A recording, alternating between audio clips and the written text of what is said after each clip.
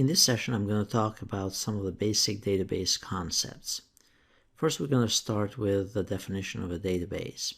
A database is a collection of data that is stored in a computer system. A database allows their users to enter, access and update, and analyze their data quickly and easily. They are a powerful tool that you see them all the time.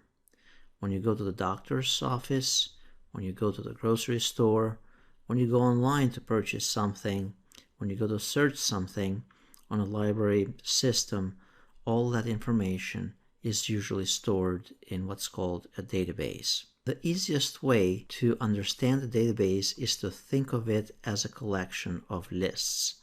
So think of it, for example, if you're running a business, you have a list of customers, you have a list of orders from those customers, you have a list of items that you are selling to your customers or services that you're providing to your customers, and then you might have a list of invoices and other purchases from vendors and things alike. When you put all of those lists together in a database, those lists are linked together and the information is related from one table to another, and that's partially what is referred to as a relational database. So where does Access fit into this?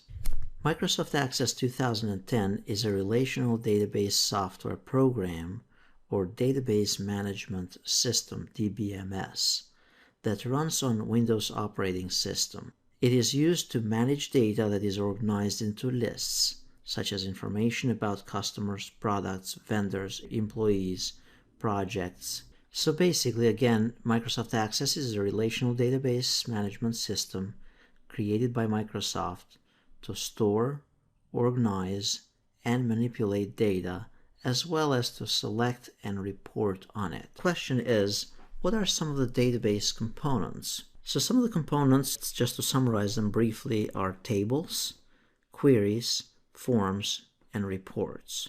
Tables, that's where the data is stored within the database. Then the queries retrieve specific data from the tables or other queries and displays only the data that you specify. Queries allow you to ask questions about the data in your tables. For example, I want just the first name, last name, and email address. It's very similar to the other function in the computer, like the processing that takes place in the computer, if you were to take it as an analogy. Then the form is used to enter new records in a table. That's the data entry component of it. And to edit or delete existing records into the table. Usually the data is not entered directly into the table manually, but it is done through the forms. And the form, think of it the input of the data, the entering of the information into the system. And then the reports are the fourth component here, and those would be very similar to the output. They summarize the fields or records from a table or a query in an easy to read format. For example, that would be a report that you print out, something that you print out to give to your manager for the sales of that day. Now, what does all of this look like in an actual database? Here's a really simple database that we have. We have a database called customer sales here, and we have a bunch of tables. In this case, we have the customer table, we have the contract table, and then we have invoices. So think again about these as separate lists. So the customer table, of course, it would have the list of customers. We have here for example, the customer ID, company, first name, last name, telephone number, street address, city, state, and so on. So those would be very similar to what we have seen in Excel. You can sort this data, you can manage it in different, filter it and things of that nature, but think of it just as a list. Now, besides the customers, if you're running a business, then you'd probably have different contracts or different sales. So in this case, this is another example of a table, the contracts table. If we double click on it, we have the contract number, the customer ID, contract amount, the date, and then the type. And then notice we have another table here called invoices. And the invoice table has the date, number, and the item, what it was for, the amount, and whether it was paid or not. So those are the tables. Again, this is where the data is stored into a database. Think of it, when you hear tables, storage. The next component in a database, like I mentioned earlier, it is the queries. So if we go here, the queries, for example, are like we have the table customers. Notice we have a whole bunch of fields here. The fields are those names of the columns here. And let's say that we wanted to generate a list of only the first name, last name, and then let's say email address and some other pieces of information here. So what we do is we create what's called a query, and we'll learn how to create queries momentarily here. So notice I have another entry here under the customer table, and this is a query that we have run that I defined earlier. If I double click on it, notice I have only the first name, last name, telephone number, and email address. So that, think of it, the processing of a data based on a criteria. And this is an example of a form. The form is basically, instead of you going to the customer table, scrolling all the way to the bottom and entering the data manually here, which is not recommended, you'd go under the customer data entry form, for example, in a form similar or nicer than this, and enter the new records right here. And you just basically fill in the data. In real business, this is what the assistant would utilize for entering the data into the database. And then the final component, as I mentioned earlier, it is the reports. And reports are very similar to queries, but they are just designed so that they can be printed out and that they look nicer. So these were some of the basic components of a database. Each database has various components. The tables are where the data is stored. The queries are how the data is manipulated. Then the forms are how the data is updated and added onto. And then the reports, how the data is printed out or output.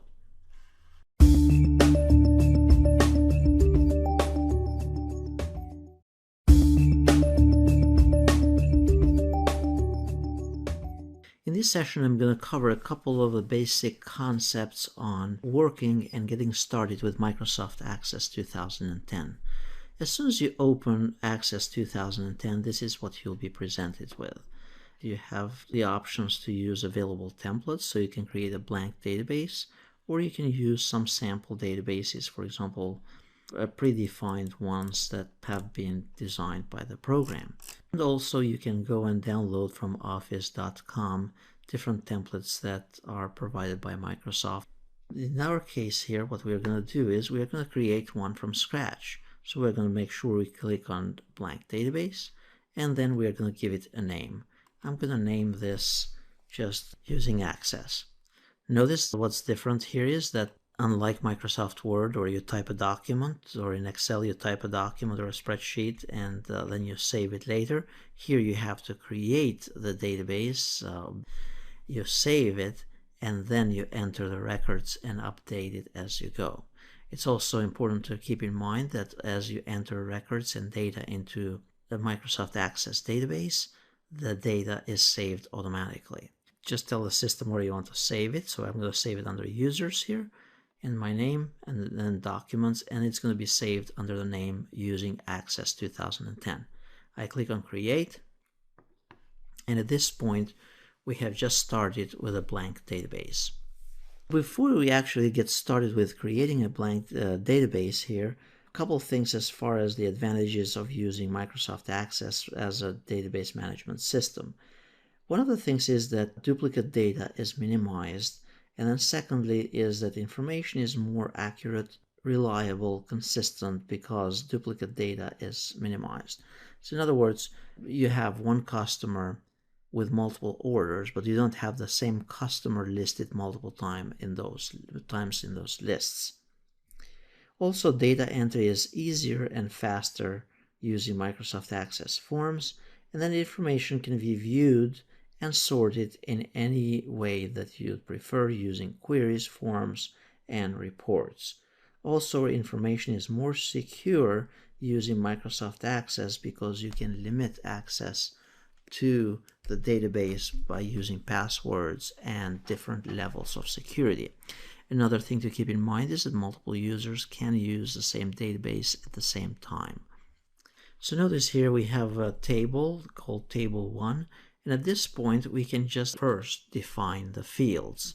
The fields, if you remember from Microsoft Excel, are those headers on the very top of the row here. So we have the customer ID. We can add the other fields for this table. Now notice we'll click here on click to add, and the first thing that it asks us is that this new field that you want to add, what type of field is it going to be? Is it going to be a text, number, currency, date, or any of those? So what we do here is this is going to be text, for example. So we'll say first name and then just hit enter. Then the next one is going to be last name, and that's going to be also a text field. The next one it's going to be the address, let's say. So we click on text again and then go to the next one, text. Keep in mind that every piece of data would have it in separate fields. So here we'd not put the address all into one field, we'd actually have it as separate, because the nice thing is that we can utilize it later, for example, to filter by only certain customers within a zip code or certain customers within a specific state or city and so on. And then if we're going to put a number here, for example, for telephone number, we just choose it's a number field. Now we are ready to enter the actual data in here in this table. For now, we enter it directly through the table. However, data needs to be entered by using the form, or that's the most commonly used way of entering the data. So at this point, we put here the names of the customers. And I'm just pressing tab to move from one field to the other. A couple other things here to keep in mind with tables is that basically you have the different columns and the different rows very similar to Microsoft Excel that we are used to using. Now, each one of those, it's referred to as a cell, very similar to like Microsoft Excel as well. These are the different records. So this is record number 1. And that includes all these pieces of data about this customer.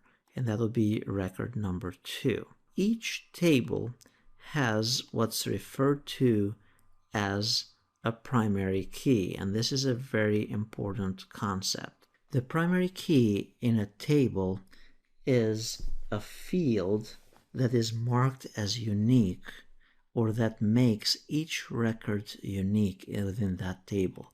Now notice here under ID, that record has been marked as unique, and that's what differs two customers. So because you could have another customer here, Hubert Sims, and then he could also live at 200 Manor Avenue with all these other pieces of data.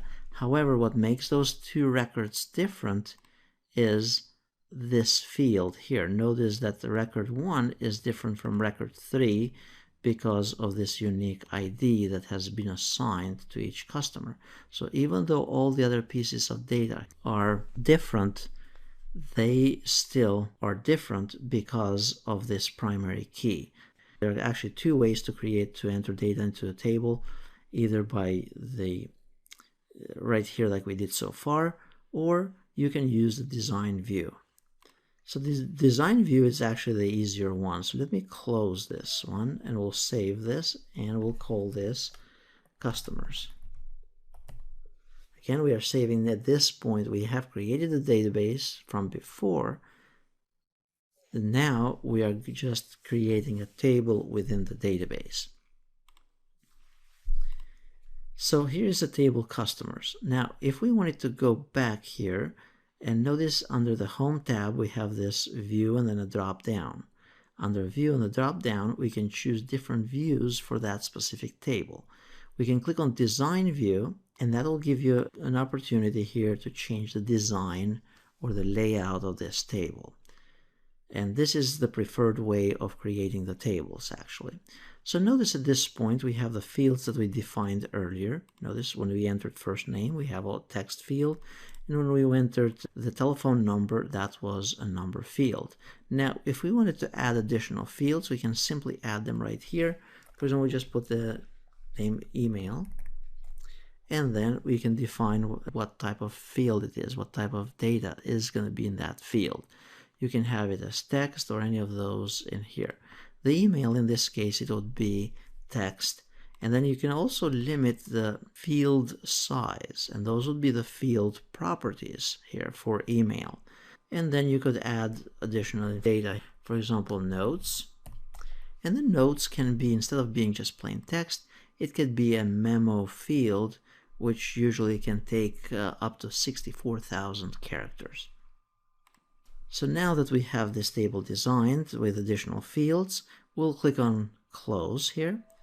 We'll save the design, because you're always, whenever you tinker with the design, you have to save the design of it. However, if you add new records here, you don't have to save them, they are saved automatically. Now, if you remember a moment ago, we added beyond telephone number, we added additional fields such as email and notes, and here they are. So that's how you create a table, and we'll go into the rest of the components in a moment here. Just before we move any further, here a couple of things as far as the application itself, the way it works. I was supposed to actually show you this first, but better late than never. So notice you have the Home tab, you have the ribbon, very similar to Microsoft Word, Excel, and the other applications we have used. Under the Home tab, we have all kinds of common functions here. Some of them are similar, but some of them are very particular to Microsoft Access. Then we have the Create tab, and this is where you'd create and add new components to a database. Think of it very similarly to Microsoft Word and Excel, where you create adding different components like charts in Excel or word art or other objects in Microsoft Word. And then you have also external data. This is where you can bring in or link to other systems out there, like to Excel, other Access databases, other system databases, text files, XML files, and so on. And then under database tools, this is where you can define the relationship between tables or between those lists. And these are the different contextual tools or the tabs that shows up depending on what we are doing, very similar to what we did in Microsoft Word and Excel. Then here on the left, we have this navigation or the data sheet view. This gives us a listing of all the objects within that database, because think of the database with multiple pieces and components to it. Then on the right hand side, this is where we'll see the actual data for that specific table. Sometimes it's best to just close them and you create something new. And that is pretty much to avoid problems and issues that you'll see later.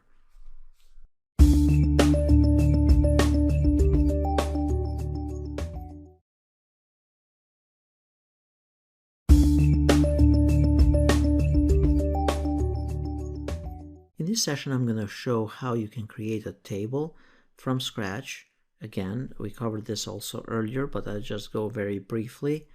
And also I'll show you how you can create a table by importing data from a list that you might have in Excel or in a text file, like in a CSV formatted file. So to create a table, if we needed to create a new table here, we'd basically just go under, from the Home tab, we'd go into the Create tab, and then we'd choose Table. Notice it's very similar to what we had before. Now at this point, what I'd recommend is that you go under the drop down here under this view, and then choose Design View. We'll give it a name. And then notice we start with the primary key. This will be the invoice ID. Then we have order number.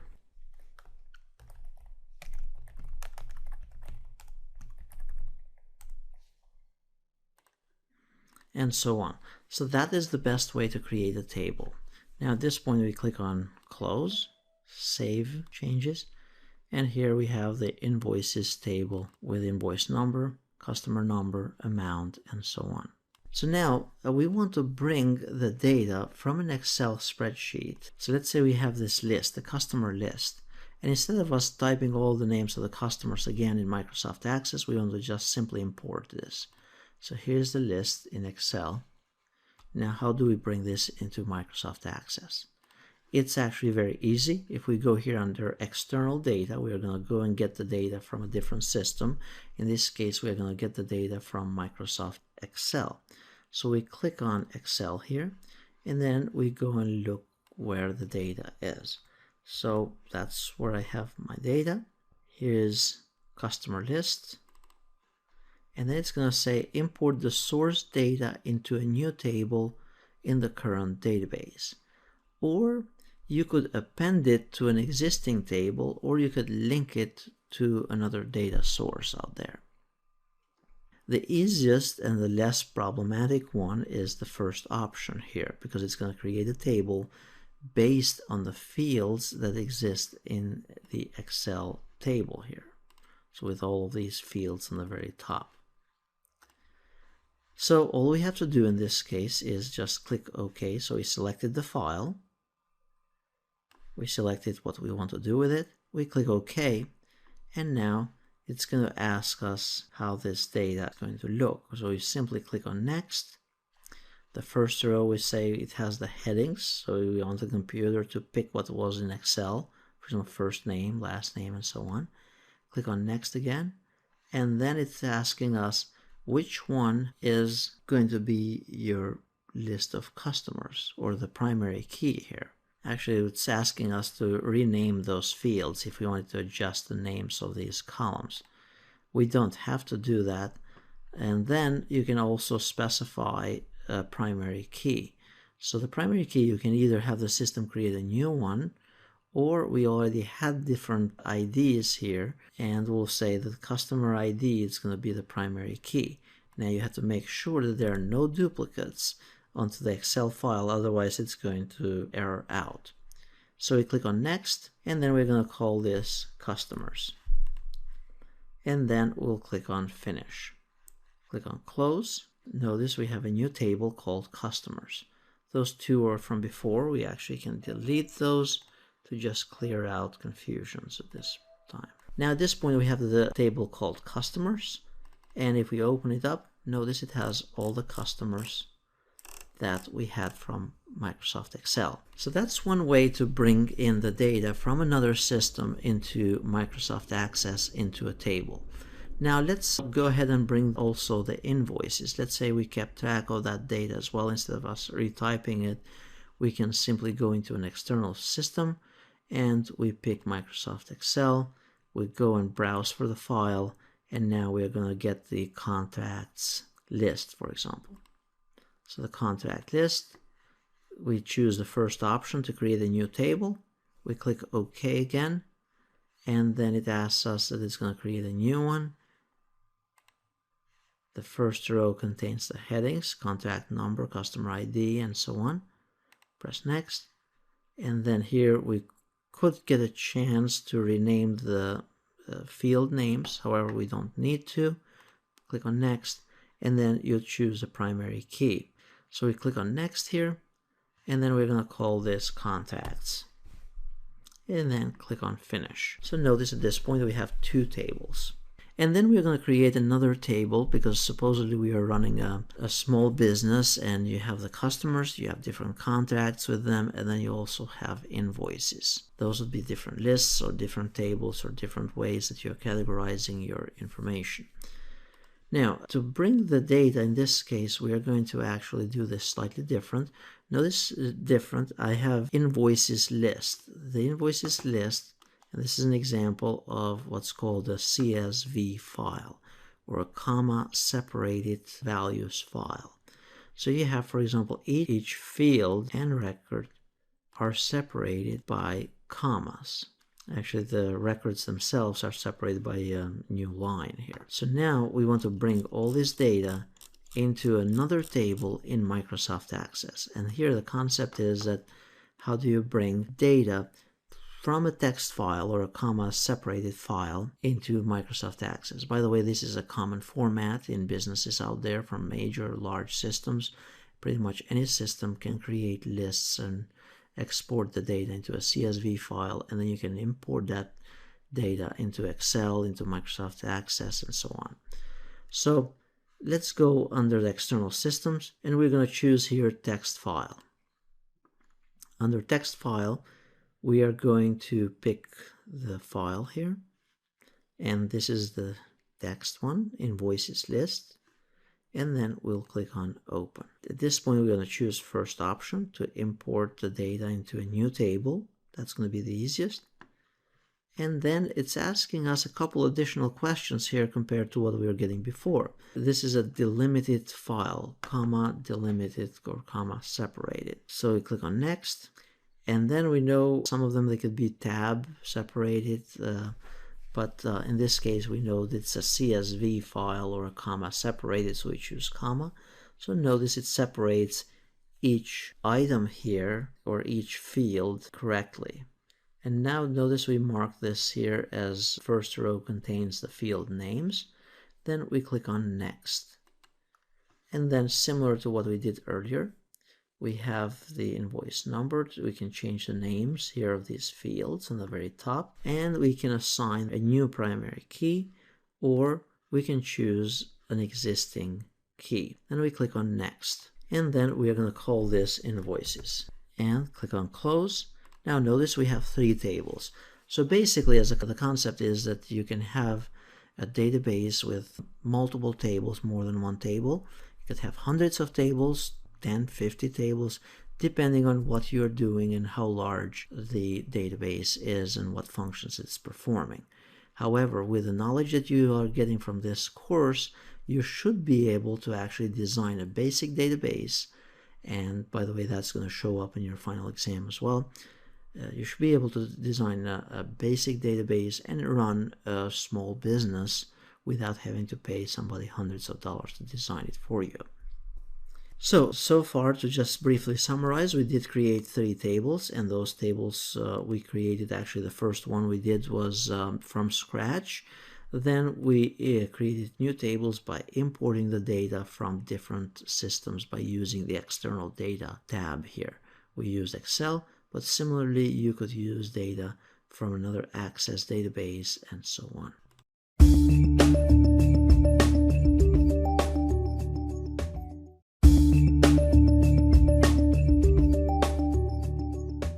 So now that we have a couple of the tables created by importing the data or by creating the data from scratch, at this point I'm going to talk a little bit about adding data to those tables, formatting them, and then I'm going to get into linking those tables together so that we can perform queries and also run reports and get the data from various tables. For example, one piece, for example, get the customer first name and last name from the customers table, then go and get, for example, the contracts for each customer from the contracts table, and then invoices as well from the invoices table.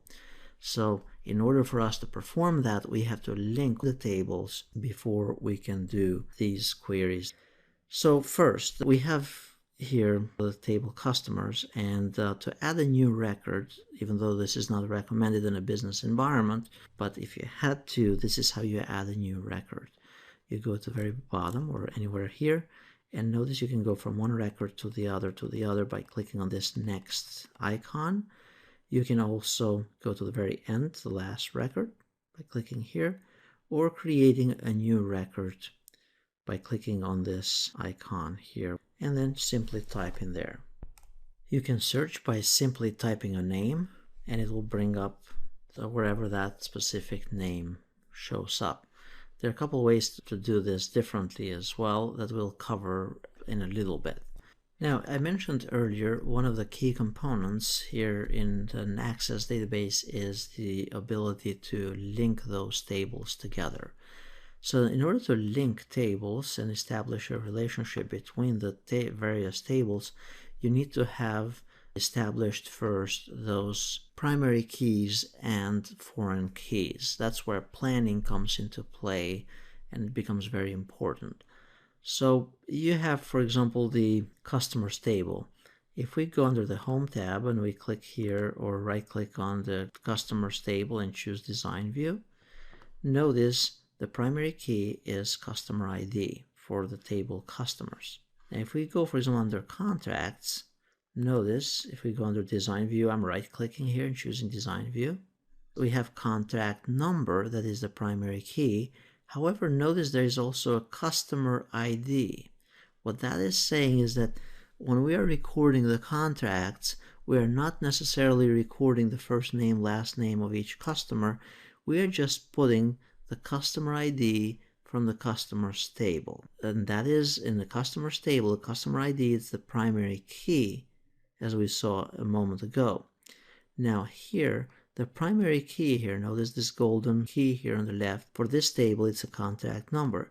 So the customer ID in this case, it's actually what's referred to as a foreign key. The foreign key is basically a common field between two tables or two lists. In this case, it's a common field, but it's not the primary key on the second table. In other words, you have customers that have contracts, and each customer can have more than one contract. The same idea is for the invoices as well. If we right-click and choose Design View here, we have the invoice number, which is the primary key, but then we have the contract number, which is linked to the contracts table.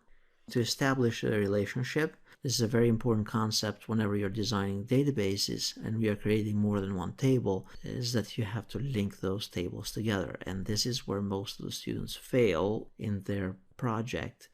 One thing before I actually go ahead and link those tables, it's important that whatever data type that the primary key uses on the first table, the same thing needs to be on the foreign key, needs to match.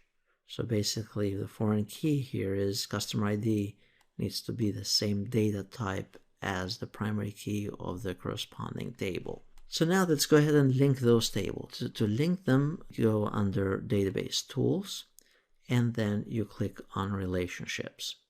Notice it says relationships. It defines how the data in tables is related, such as the ID in a field or the name in fields, how they match. So I'm going to pick all the tables. So we just click on each one of those, contracts, customers, and then invoices. We add them all to the board, basically. Now notice we have customers here, and the customers, customer ID, it's the same field under the contracts table. So what we do is we drag the customer ID under the contracts table. Now when we drag it, it's a one-to-many relationship. That means that one customer can have many contracts. Now there are ways as well to enforce what's called referential integrity, and I'm not going to confuse you too much with this, but that means basically that if you go ahead and remove a customer for some reason, then it should drop all the contracts as well. In the case of students, if a student has signed up for courses for a semester, however they leave the university, then the system should also drop the courses that they have signed up for. Basically that you update one record or you delete one record, it should delete the other ones to cascade down. For now, for simplicity, I'm going to keep that off. We click on Create, and notice now we have this line. It's telling us that for customer ID here, it's a primary key, and this is the foreign key on the next table. Now, under Invoices, notice the common field here. We don't have here customer ID. So customers is not related to invoices directly. What we have is that from each contract, we generate invoices. So what we do here is we have contract number and contract number. Notice that's the primary key, that's the foreign key here. So what we do is we drag the contract number to contract number down here. So make sure you drag it directly on the name of the foreign key. And then notice it's going to be a one-to-many relationship. So it means it's one contract with many invoices. and then we click on create, and then you can kind of move this either way, however you want to arrange it. And then the key here is to click on close and then save this relationship. Now these tables are linked together.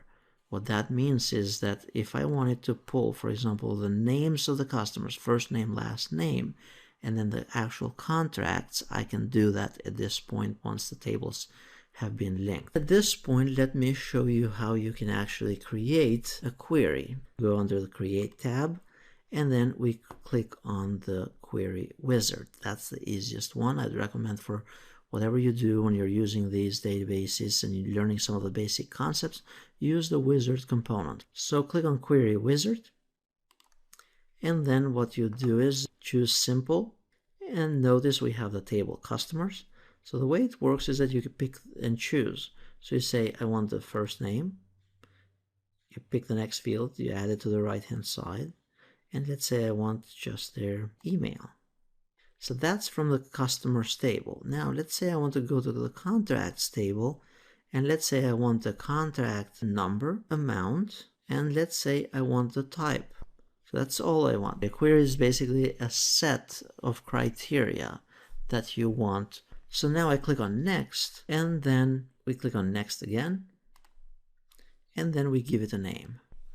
Then I click on Finish, and notice the system generated. Notice you can actually resize these. The system generated, based on our criteria, created a new list. And this is a query based on those tables. If you remember, each of these tables has only pieces of this information, but it's because they are linked together through that relationship we established earlier and through the primary keys and foreign keys that we can generate a query here with data from two tables. And you can do this with more than two tables if they are linked correctly. How about creating a form where we can enter the data into a table? So to create a form, we simply go under Create, and then we can choose the form wizard. So let's say I want from the Customers table, I want to add all of these fields. You can do them all in once by this double arrow here. And then I want to also add the invoices. Let's say I want to add the invoice number, the date, amount. Then I click on Next, click on Next again, Next, and this is our form. So basically here what we are doing is we are entering, so let me close it first. So once we close it, we save this, and notice we have Customers form. There's also a subform for that. That's because we link to a sub table. If we open the Customers form, notice we have the customer ID, the name, and also all the invoices for that customer. So for example, Owen here with this address has these invoices. And this is pretty much how most databases work. Now notice we have 39 customers, and you can scroll from one customer to the other by this navigation bar here in the bottom. And also you can create a new customer by clicking on this new record here in the bottom. So when you create a new customer, you can also create a new invoice for them. So that's what's referred to as a compound form. Again, the concept here is that you can create forms once the tables have been linked together. So to create a report, you can again use here the wizard. So the report wizard under Create, and then Report Wizard.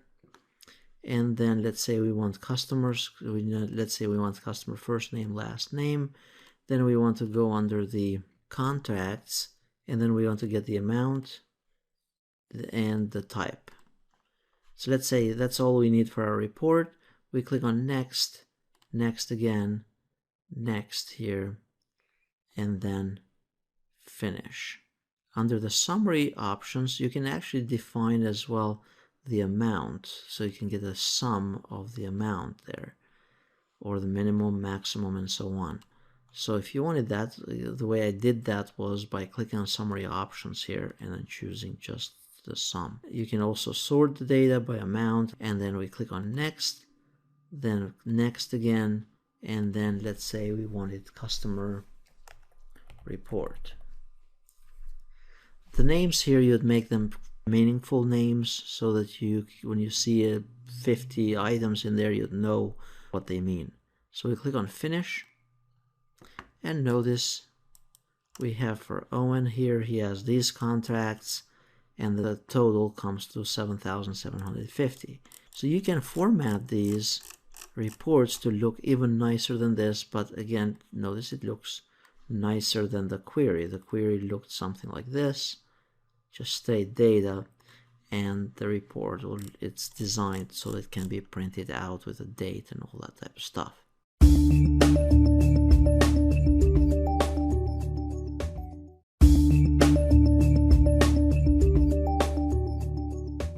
Welcome back to Microsoft Access 2010. In this session, I'm going to talk a little bit about database queries. We're going to start with simple queries using the query wizard on particular tables. Then we're going to focus a little bit more into the design view and creating complex queries from multiple tables. Then we are going to sort the data using a query by certain fields within the query selection. Then we're going to modify existing queries, customize them so that we learn how you can reuse the same query and customize only certain fields within it. And then we're going to apply certain criteria. And finally, we're going to create some calculated fields based on selected fields for a query. So the question is, what is a query in a database? Well, a query allows you to select a subset of fields and records from one or more tables and then present the selected data as a single data sheet. So think of it this way. If we have multiple tables here, notice we have the customers table, and that has a bunch of fields here. The fields are those on the top, the columns basically. And then we have another table, for example, contracts, that has additional fields of its own. Now, what we may want at certain times is that we don't care for what company this record belongs to. We might be interested in only having the first name, the last name, and let's say the email address of that, just this data from this table. Then on the contracts table, we might be interested in knowing the amount, the date that they signed up for, and then also the type of contract or what the contract was about. So that's basically what a query is. It's selecting only specific fields that you are interested in from one table or multiple tables. Whenever you go to Wikipedia or whenever you go to Google or a library system and you search for something, you're actually running a query on the database. You're searching for specific fields, especially when you're running an advanced search, you're searching for specific fields within that database. First, we're going to learn how to create a simple query. So let's say we want to go under the customers table, and to create a new query, we go under create here, and then we click on query wizard. Under the query wizard, we can select any of those at this point here, but we'll start with a simple one, and then we'll click OK. So we can choose from one of those tables. Notice that you can actually query within other queries. But for now, we're going to select the table customers. And then from the table customers, let's say we are interested in having only the first name, the last name, and then let's say that we wanted only the email address. By the way, if you use the double arrows here, it will add all those fields on the left to the right-hand side. And if we don't want one of those fields that we added to the right, we can choose to send it back by using the back arrow. And now we'll click on Next, and then we'll give it a name. And then click on Finish. Notice we have only the data that we requested. At this point, we can go ahead and close this query, save it, because that had to do with the design of it, and I'm going to close all these other tables as well. Now we have here customer query by first and last name. If we add a new customer here, somehow in the very end here, we're going to add a new customer. That's customer name. And then we add more data here if we wanted to. Now notice I didn't have to save this. I can close this. That data is already saved automatically. Now if I go and rerun this query, and this is the concept here, is that the data is entered into the tables, and the query, all that the query is doing is just asking for specific fields within that table. So notice when I rerun this, it's going to bring up my name that I had just created. Now you'd say, why is this showing up as just first name under Caselli? If we go back to the table here, and this is where you'd correct the data, notice if I scroll all the way to the bottom, I put my first name under company, so we don't want that there, and we want it under first name and the last name. Once we close it, rerun the query again, notice that it will show up correctly. So that's a simple query based on one specific table. Now what about if you wanted to run queries on multiple tables? So here's how you do that. To run queries in multiple tables, you need to make sure that those tables are related or linked together. And this we did it in the previous videos, and if you don't understand that part of it, please go back and follow the video again. That is done through the use of primary and foreign keys. So if we click here under relationships, notice that we have the customers table. The customer table is linked. Let me do it this way. It's probably more meaningful. The customer table, this is the primary key. It's linked to the foreign key in the contracts table. Then the contract number, it's linked to the foreign key under the invoices table. The concept here is it's only when the tables are linked correctly through the primary and the foreign keys that you can run a query across multiple tables. And this is what I mean.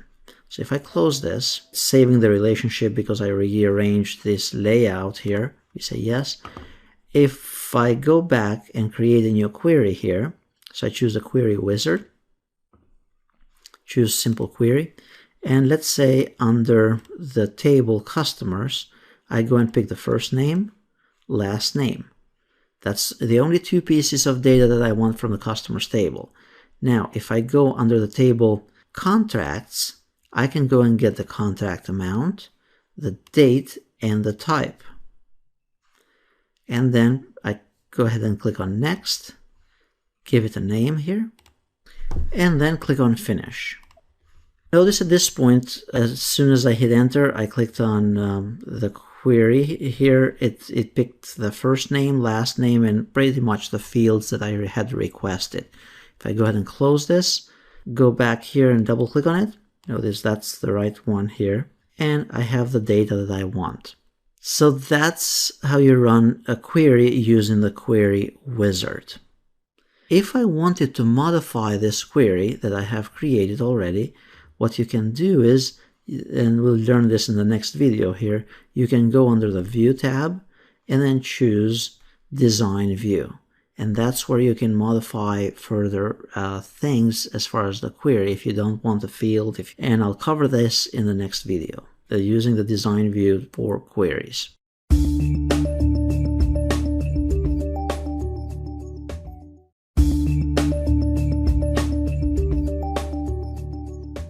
In this session, I'm going to talk about item 2 here, using complex queries by utilizing the design view in Microsoft Access databases. So let's go back here to Access. Earlier we did simple queries using the query wizard through one table and multiple tables. So now let's say we have 3 tables here. We have the customers table, we have the contacts, and the invoices table. Now, if we wanted to create a query here, we go under Create, and we're going to use a query design. The query design, notice it's kind of slightly different from the wizard that we learned earlier. We click on it, and now at this point it's asking us what tables we want to utilize for this query. So let's say we wanted the table called Customers, and then the table called Contracts. And then we'll click Close. We can choose Invoices as well if we want it, but at this point we don't need it. I'll click OK. Now notice it shows us the relation between those 2 tables, and also it shows the fields. Now what happens is that, notice in the bottom here, we have this area where we can actually add the different fields. Now if you double click on this star here on the top left, that means it's going to add all the fields of that table. It's going to execute a query for all the fields. And by the way, this is more visual and this is more useful, and this is what you'll use most of the time if you're designing new queries in business or for personal use and so on. So in this case, we are going to click on or double click here on first name. So let's say we want the first name in our query. Notice I'm double clicking on it, and then last name. And let's say I want the telephone number and then the email address. Let's say also I wanted the contract type. Notice I'm picking this from another table, and that's because they are linked together from earlier. Let's say I want to see what the results will be. Now what I can do is you can click here on this icon, the run icon, or you could save it and then double click on the saved query here. But for now we are just going to run it to see how it works and whether it works. So we'll click on run, and notice it has posted the data that we requested in that query. Now if we want to go back and modify it again and add another field, what we do is we go under the view here, we're in the home tab, and then the drop down here under view, and then we'll choose design view. Under design view, then we can pick something else, like one of those other fields, or if we don't want one of those fields, we could simply delete it from here by pressing delete, selecting the field and pressing delete. And then if we rerun it, notice that field is now no longer going to be executed or included in the query. Now let's go back here and go to the design view, and we're going to add, for example, the amount and the date, and then the contract type. And notice at this point we have 2, 4, 6, 7 fields that we have selected. If we go and run it to test it, we go ahead and click on run, and there is our data. If we are happy with this query, what we do is we click on close here on the top right, and then it will ask us to give it a name. So now again we'll give it a meaningful name, so we'll call it customer info, and then click OK. There might be times where you might want to modify this existing query. So what you'll do is, of course, you can run it and see what it does, but you can also go here to the home tab. There are a couple ways to do this. So once you select the query, you can right click on it and choose design view. Under design view, this is where you can add more fields or delete more fields like we did before. So the concept that I'm trying to show you here is that how can you go back and modify a query? Again, it is by right-clicking, choosing design, and then you can add more fields and delete other fields. So let's say right here I wanted to add, for example, the street address, city, state, zip. I'm double-clicking on them. Now notice it actually added them farther down in our area here. So what you can do is select what you want, select those fields, and then drag them farther to wherever you want them. So notice I just was able to move the order of them. So now if I rerun it, notice I have the first name, last name, their address, city, state, zip, and so on. Then if we are happy with the design of the new query here, we close it, and then we click on to save the changes for the design. Again, in Microsoft Access, we just save changes for the design. The data is automatically saved as soon as you complete entering one specific cell or the data into one of the cells. So in the next session, I'm going to show you how you can actually add criteria to the queries.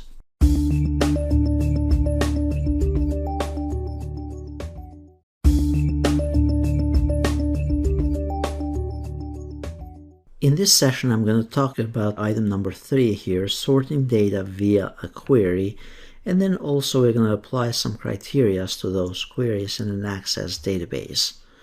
So let's go back here to Access, and let's say I have a query, as we talked about this also in the previous video. So we have a query that we designed from earlier, and this query has these specific fields. It has the first name, last name, street address, city, state, and zip, and telephone and email. Those fields are from the customers table, but then we were able to also go and get the contract amount and the date when the contract was signed and the contract type. All this data, we got it from the contracts table. So notice we are pulling data from two tables here. And by now you should know why we are able to pull data from two tables. Let's go ahead and modify this query. So what we can do is we can click here under View on the drop down and choose Design View. Or the easiest, and this is a better way of doing it probably, is to right click on the item and then choose what you want to do. So in this case, I want to choose the design view. So I click on design view. And now we are going to change a couple things here. Let's say we wanted to order the customers or that list, that query, we wanted to order it by last name. So all you have to do is to sort it. All you have to do is you click on the drop down here under the sort row. And let's say we want ascending order by last name. If I click on run, notice that all the customers will be ordered automatically by last name. Now let's say I changed my mind and I want to order them by first name. So what you do is you go under the view here or design view or right click and choose design view again and then change it so you order by first name in ascending order and then take the order out for this field. There are ways to order by two or more fields here as well, and keep in mind that the first column here takes precedence. So it's going to order by this first and then the other one and so on. Let's go ahead and run this. And notice now we have all the A's and so on reordered. That's how the ordering goes. Now let's go ahead and specify some criteria to our queries. So let's say we wanted to see only the customers that are within a zip code. Notice before we were talking about separating in one of the previous videos, I was talking about when you enter the data into a table, make sure that you select or you enter individual pieces of that data in separate fields. For example, not the whole address in one field. You separate the cities, state, zip, and so on, so that you can actually sort it later, sort the customers later. So notice, let's say we want to see all the customers that are living in the city of Holland, for example. So what you do is you right click on the query here and then choose design view. And then under city, notice right here where it says criteria, we just type the word Holland. And then we run this query. Notice it gave us all the other fields along with just the customers that are in the city Holland. Let's say we are not interested in the field here for telephone number and all that type of stuff. If we don't want that to show up, what we do is we go back to the design view.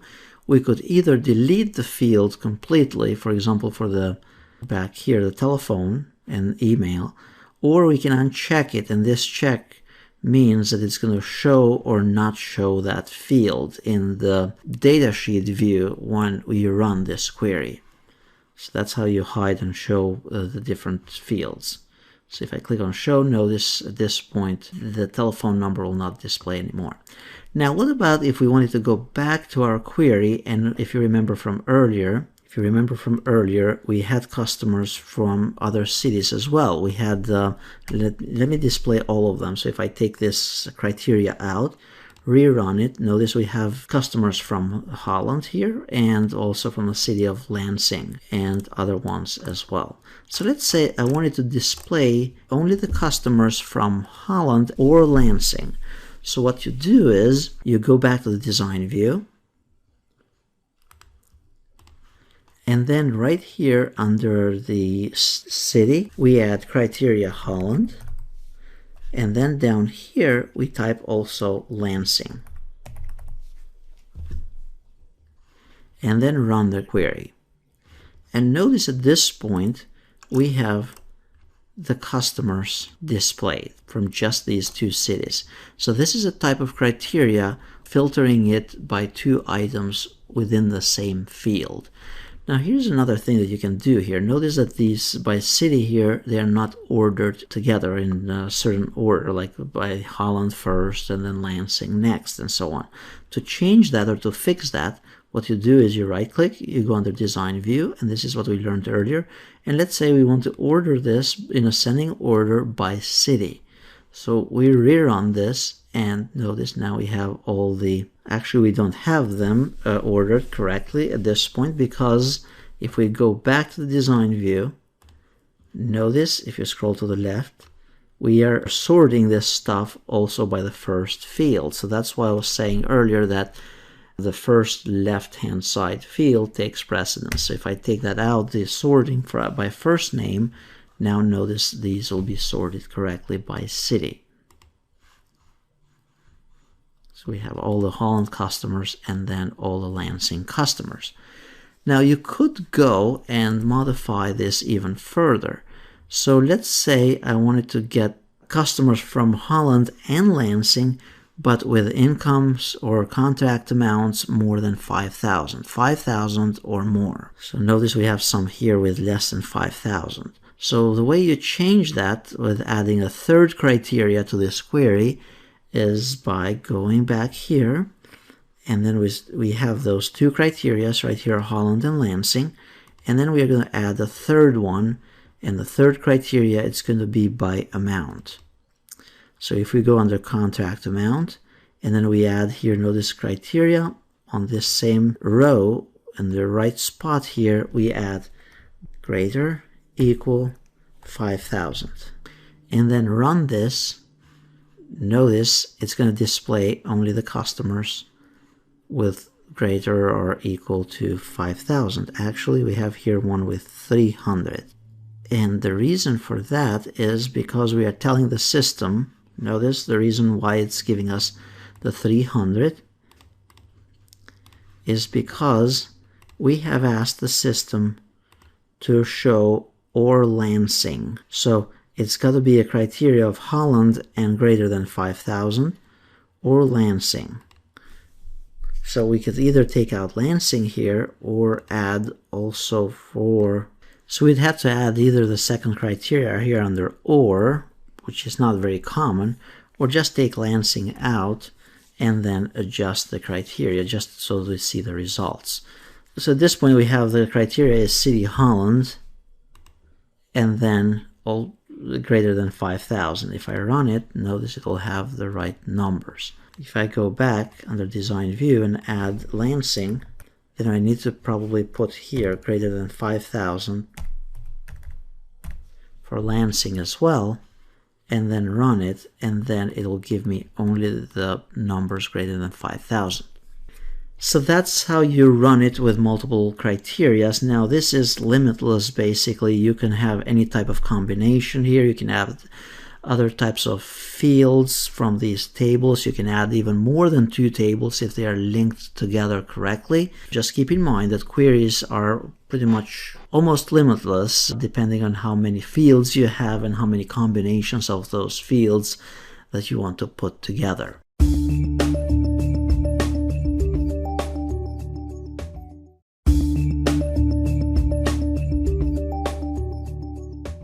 In this session, I'm going to show you how you can run a criteria from multiple tables. In this case, 3 tables. We have the contacts table, the customers table, and the invoices table. They are all linked together. And I want to pull, let's say, the first name, last name. Those are from the customers table. Then the contract number, and that will be under contracts. And then the invoice date, invoice item, invoice amount, and whether it was paid or not, it is from the invoices table. Now, how we can pull a criteria like this, how we can run a criteria like this, and then also do some more things with this, whether the invoice was paid or not, and even create a calculated field so that if the customer did not pay this invoice, you charge them a late fee for it. So let's go ahead and design the query. So I'm going to close this and not save the changes here. So here's how you create the query from the 3 tables. We know that the tables are linked. Now we go under the query design here, and then we add the tables. So the first table, we can add the tables in any order, really doesn't matter. So I'll add the first one, go to the second, and then the third table. Then we click on close. Now let's say that the first field that we want in the query is the first name. Then we choose the last name, so I could double click on it. And then let's say I want the contact number for whatever reason, as a reference, I guess. And then we can choose here the invoice date, the item on the invoice, the amount, and then finally if it was paid or not. By the way, you can make these bigger by just dragging it down. Then double click on paid or not, and then we can go ahead and run and see what this looks like. Click on run, and notice we have pretty much what we had before. So we have first name, last name, number, date, item, and then the amount and whether it was paid or not. Now, of course, we could go and arrange this in order, for example, whether it was paid or not, and then we'll go here under design view, either by right clicking on it or just view here, and then design view, and then we need to scroll to move this actually up, and then we can go ahead and order this in ascending order. Now if I run it, notice they are not in order. Now most likely they are not in order because we have another field that is doing the ordering. Actually we chose the amount here, so let's go back, and we wanted whether it was paid or not. So we choose ascending, run it, and now notice we have all the no's. Now what about if we wanted to display only the customers that have not paid, because these are the ones that we want to notify, and eventually we want to even send them a letter, tell them that there is a penalty or a late fee for the payment, that the invoice was not paid. So first let's learn how we can actually limit only those that have not paid. So if we go back here under view and then choose design view, we can go here whether it was paid or no. Now remember from before, when we chose the customer city, we entered for example Lansing or Holland. Now in this case we have a yes or no. So the invoice was either paid yes or not paid no. So if before we entered the city name Lansing or Holland to limit it by, in this case, if we wanted those that have not paid, that criteria would be here. What we would put in here would be just simply the word no, because we want to display these fields with customers that have a criteria of the invoice not paid or with a status of no. So now we run this, and notice we have here just those customers. If I scroll down, there are no customers that have a paid invoice. Now what about in this list we do not even want to see the word no here or these fields no, but we want to display only the customers that have not paid their invoices. What you can do, again, we can hide this field. And if you remember earlier, we could go here under design view. And by the way, I'm not right clicking on it because we have not saved this query yet. So if I go ahead and choose to save this, so invoices, we give it a name. Now we can right click on it and choose design view. So that's why I was not clicking on design view there. If I don't want to see the field no, I can just uncheck it here. It's still going to run it on that criteria, but it's just not going to display it. So notice we don't have that field. You'd say, well, why do I want this list? This would come in very handy for customers that have late payments.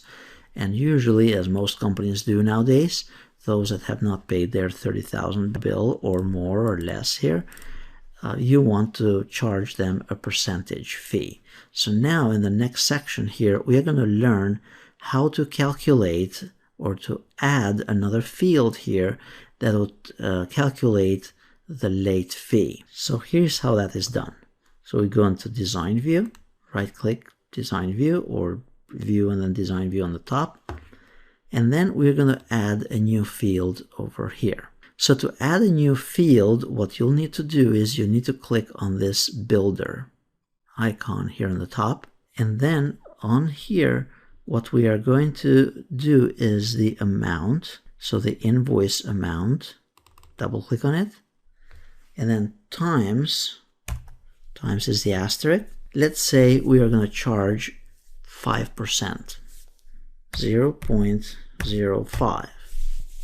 And then we click OK.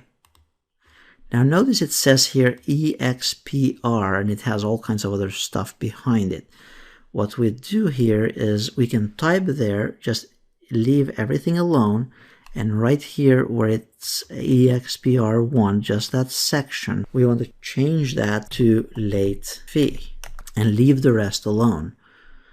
So if we go to the right here, notice it's doing the late fee, it's calculated the amount times 0.05.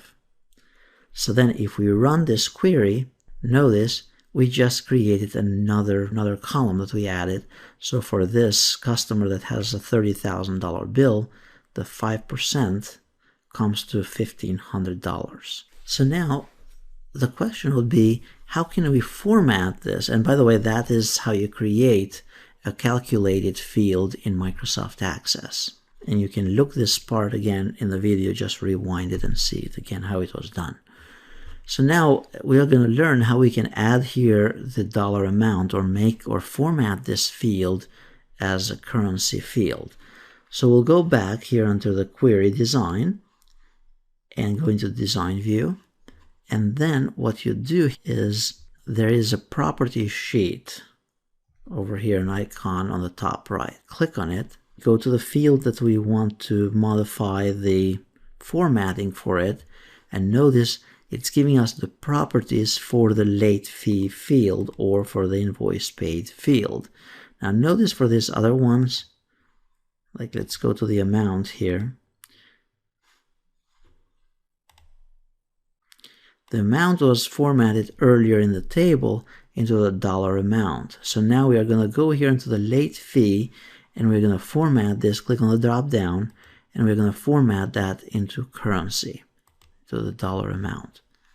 And then the decimal places, you can specify those as well. So you can mark it at 2 decimal points.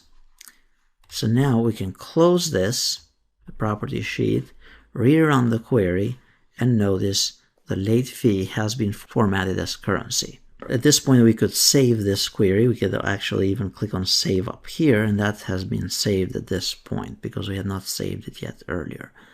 And if I closed it, notice it doesn't ask us to save it again.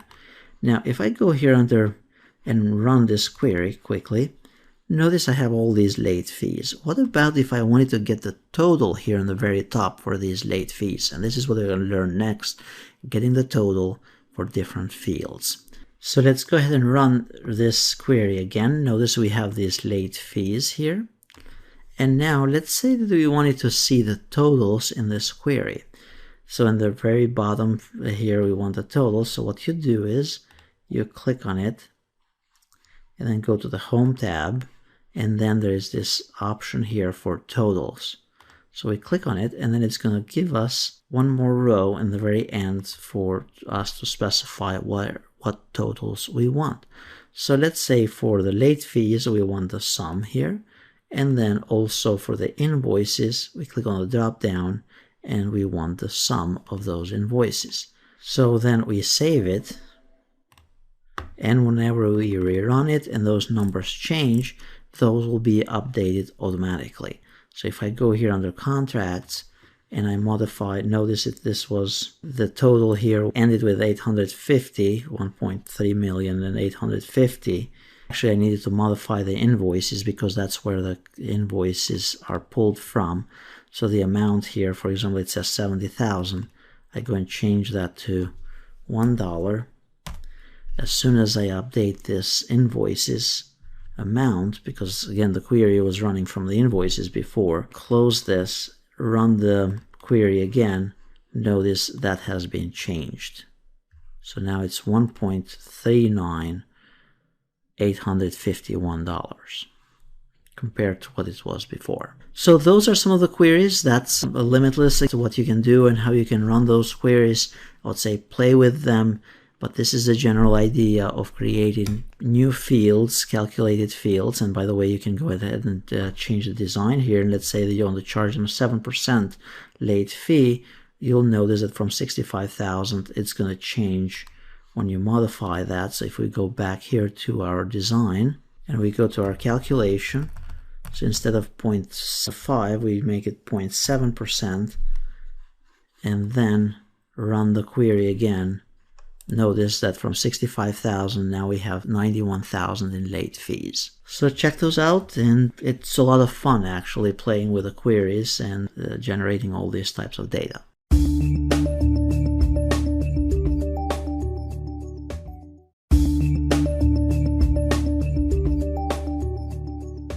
In previous videos, we have talked about different components of a database that we have tables, queries, then we have forms and reports. In this session, I'm going to particularly focus on forms. Forms are very similar to the function of input in a computer, and forms are utilized to primarily enter and view records in a database. So your assistant in your office would actually be utilizing the forms for looking up records and modifying content of those records and also entering new ones. It's not recommended that the data be entered directly into the tables. It's usually done through the forms. So the question is, how do we create a form? So the forms can be created either based on a table, and you can have more than one form per table or multiple tables. And you can customize those forms as long as the tables are linked together as well, if you are utilizing data from multiple tables. So let's create a form here for just the customers first. To do that, we can utilize the form wizard. So we click on form wizard, and then let's say under customers, we want customer ID, company, first name, last name, and basically all the fields. The reason why you might want all of them is because you might want to update all the information about a particular customer. However, if you don't want your assistant to modify certain fields, then you can create a form with just the fields to modify. So now we click on next, and then we click on next again, and then just give it a name. Then we click on finish, and this is the form at this point. Notice you can move from customer to customer. By the way, let's close it first. And here it is, customer simple. So that's the current form. You can navigate from customer to customer. You can also filter or search by a specific name. So let's say I click on first name here and I type Sally. Notice it will pull up the record for this specific name. And you can create new records by clicking on this last icon here. You can make certain fields required in a form or in a database or table, but for now we're not going to mess with them because we're just learning basic concepts. So now once that has been entered, if we go back here on customer 42, that has been updated, that record has been updated. Now how do we make this form a little bit nicer? So what you can do here is that you can click on the Home tab, and under the Home tab you can click on View, and then you can change it to the layout view. The layout view allows you to modify those specific fields and basically format that form to what you may like or what you may want. There are also predefined themes that you can pick and choose here, and it will change the color theme. You can change the fonts and other components as well. And you can also add new fields. However, it is not recommended that you add new fields directly from the form. The design needs to happen usually in the tables. That's why when you're designing a database, you would think and look at all the different angles as to how your table is going to be designed, what fields are needing to be included, and so on, because it makes it so much simpler to create the forms, to create the queries, after you have a good structural design of your tables. And of course, you can resize those fields if you needed to. As far as the formatting, you can change the formatting here. You can add a logo. You can change the title of it, change it. It says customer simple, change it to something else, and so on. So it can be modified quite a bit. You can also move those fields around so that you make the form look as nice as you want it. So it's a matter of drag and drop here. There is also the design view here. If you click on the drop down and choose design view, that is where you can kind of tinker more and adjust those fields more precisely in different new locations and so on. And notice you can drag the whole data here. So if I go ahead and close this, save it, then open it up again, notice it has been adjusted. Of course, it doesn't look great at this point, but you can modify it so that it looks better than this. Again, the trick here is going under Home, choosing View, and then going between those different views. Now, this is a simple form. This is just for one table. Now, if the tables are linked, just like in queries, you can also create a compound form.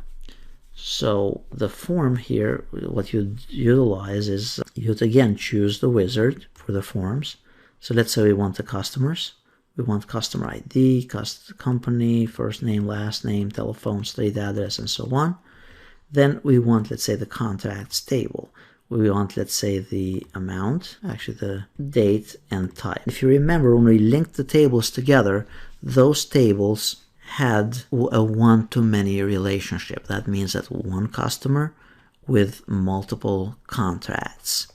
So in this case, when we click on Next here, notice that we can arrange this by customer. So let's say you have Hubert Sims, and then he would have all his contracts under him, and not the other way around, even though you can modify it to look like that. But the design of the table is so that you have one customer with multiple contracts, or one student with multiple courses that they have taken. So we'll click on Next here. So basically it's going to look something like this: customer, and then the amounts and contract amount here. Click on Next, Next again, and then we give it a name. And then click on Finish. At this point, notice we have the customers, their email address, and so on. And then right below, we also have the contracts for that specific customer. So if we switch from one customer to the other, notice it's going to change their contracts, or it's going to list the contracts that those specific customers have.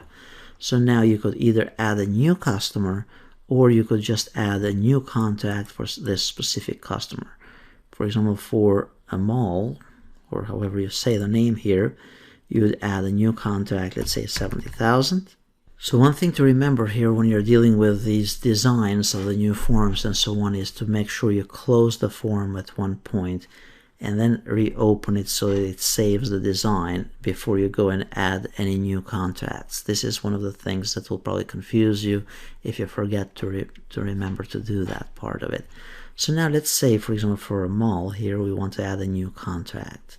So the contract, let's say it would be the contract number 4543. And that's the customer number. So the customer number, it's basically going to match the customer number up here, 11014. So that's why it's pre-populating it. And then let's say we add a new contract at $7,000. And then you can put the date in there, and then what type of contract it is.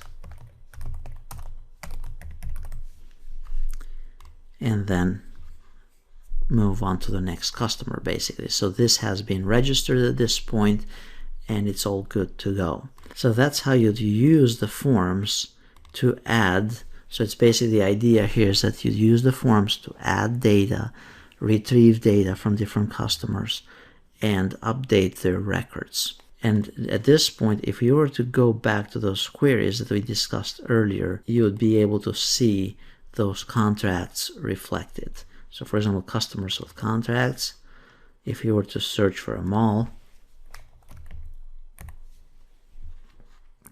notice there is a 7,000 and landscaping that we created earlier. So that's forms. We'll have reports in the next session.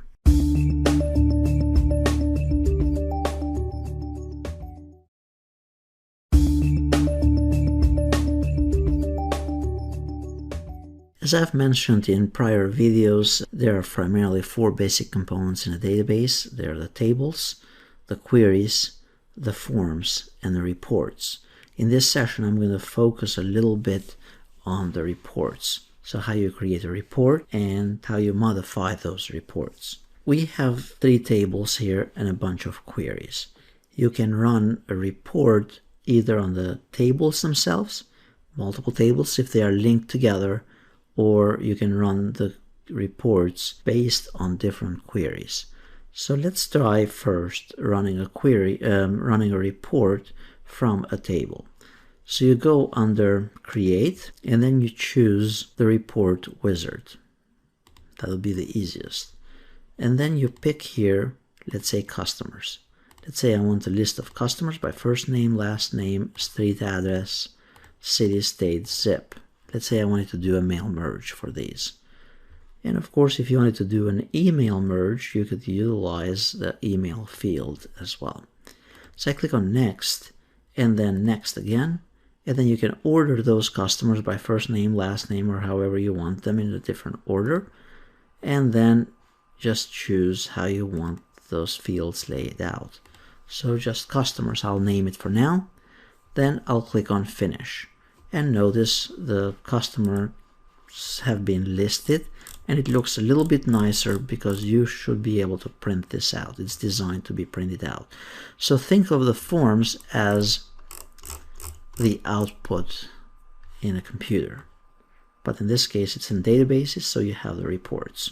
So now if you wanted to modify this form, I'll show this to you actually in a moment, once I create a report that actually links to more than one table. So if I'll close this other thing as well. Now let's go back and create another report. We go under Report Wizard, we go under, let's say, Customers. Again, it's the same idea that we have been doing here with queries as well. Same thing.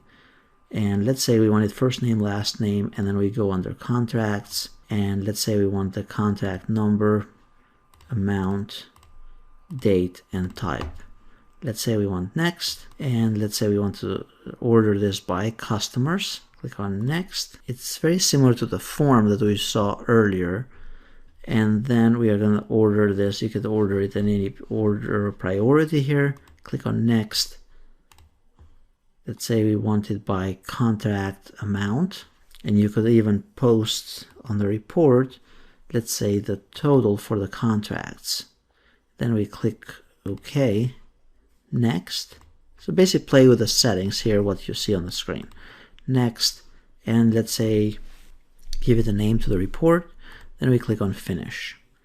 Now notice we have here the report with some summaries and a bunch of numbers. And so now notice it doesn't look too great because I should probably have picked the landscape formatting. So to change the formatting here, you can click on Landscape under Page Layout, and let's take a look again, and it still does not look that great. Now the next thing that you can do here to improve the looks and the feel of this is to go under Close the Preview screen here, and then what you do is you go either under the Layout view or the Design view. So that's the report view.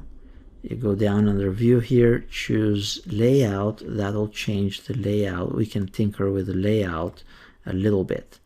So notice now we have to adjust these columns.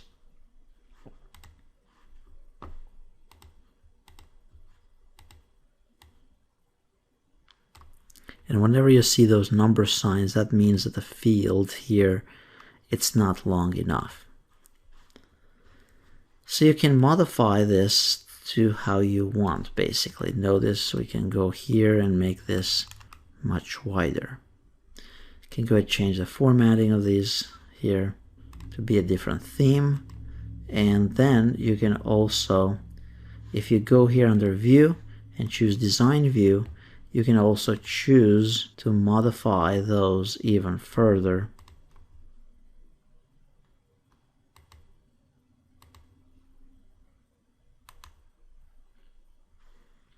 Under Properties,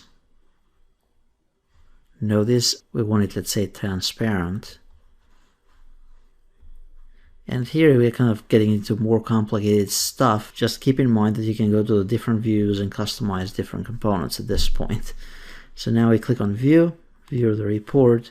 Notice it doesn't have those lines and it's a little cleaner than before. If you don't want a certain field, if you go back to the layout view and you don't want a certain component here, just delete it and it will clean it out. If you want, let's say, the sum field to be showing up somewhere else, just drag it and it will show up. If you want to change the name, you can do that as well. Format those, go under the Home, click on that, click on the color, and notice now the report has been modified. So that's how you modify the report, how you create a report from the fields from different tables, and of course you could make this look a lot nicer than we did in this section so far. Now, one last thing I'll show you regarding reports here is that you can actually create reports based on queries. If you remember earlier, we had customers that have not paid their invoices yet, and that also that they have a late fee. Let's say the boss wants to see a nice report of this. Of course, you could print this out and so on, but what you can do is, it's the nicer thing to do is, it'll be to create a report based on this query. So what we'll do, we click on Create, then go under Report Wizard, and then we choose the query invoice paid no. That's the query that we had clicked last. By the way, that's the trick if you want that to show up first. Now we want to add, let's say, all the fields here. Then we click on Next. Then it's going to order them by, let's say, customers. Next, next, and so on. You could modify this further if you wanted. And then name it. And here is our report. So basically what it did is that it took each customer. It shows us the contract number first, and then the invoices for each contract and so on. For example, for Ann Kim, we have this contract and this one has 2 invoices. Notice these numbers, again, like we learned earlier, you can go ahead and tinker with them. Click on Close the Preview, go under View, change the layout, and make these fields a little longer or nicer so you can actually read the content. It's a matter of playing with it at this point and adjusting those numbers and the widths of the columns. So that's how the reports work, and again, keep in mind it's to output the data in a nice format.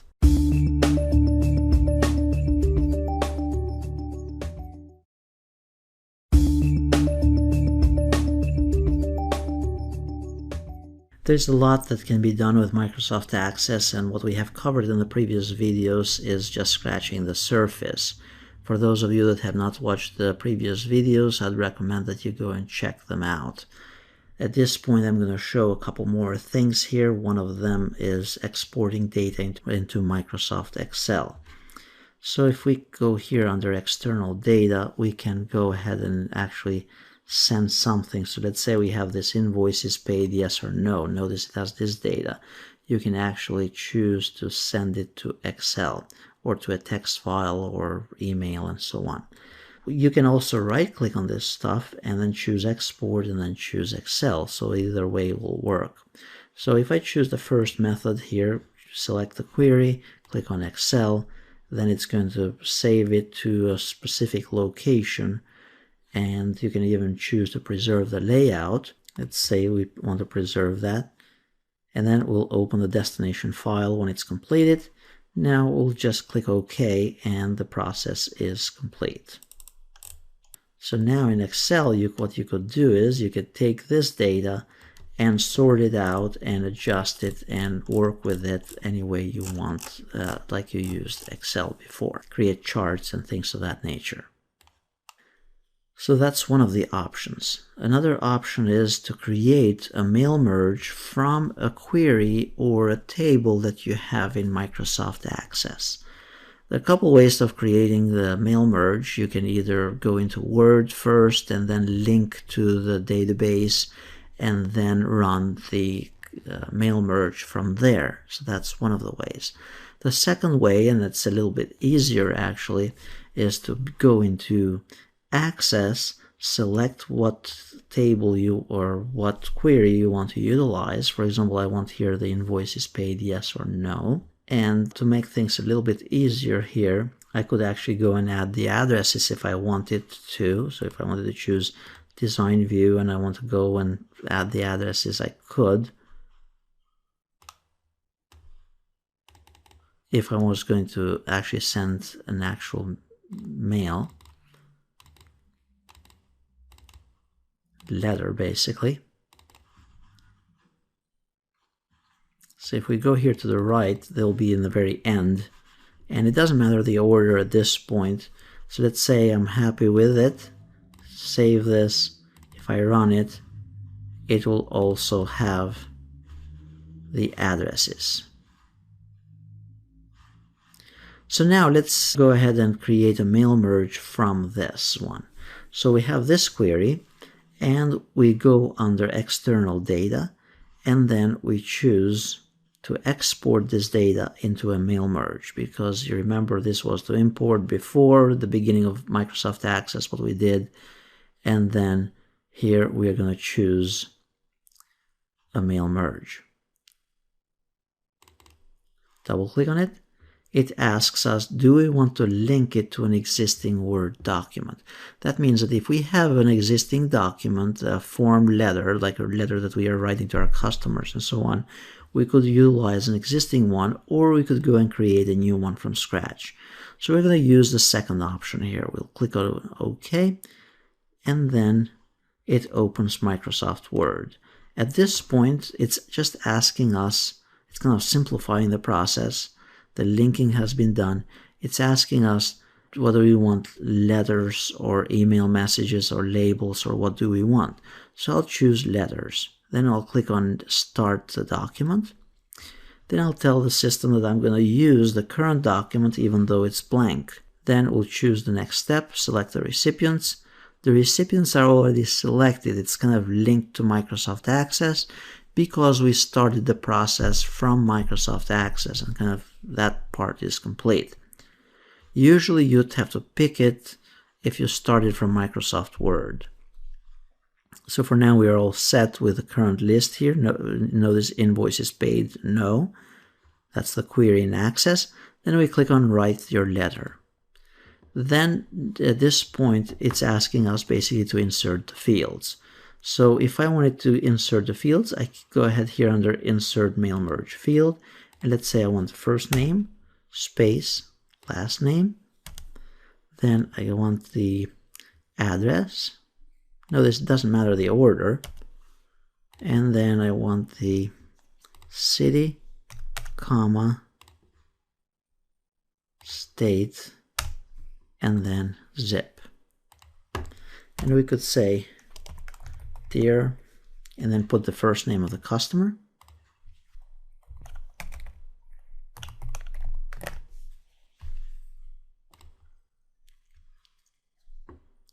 And you could have, let's say, the amount here, and we want to put a $sign in front of it so it formats it correctly. And let's say we want the late fee posted as well.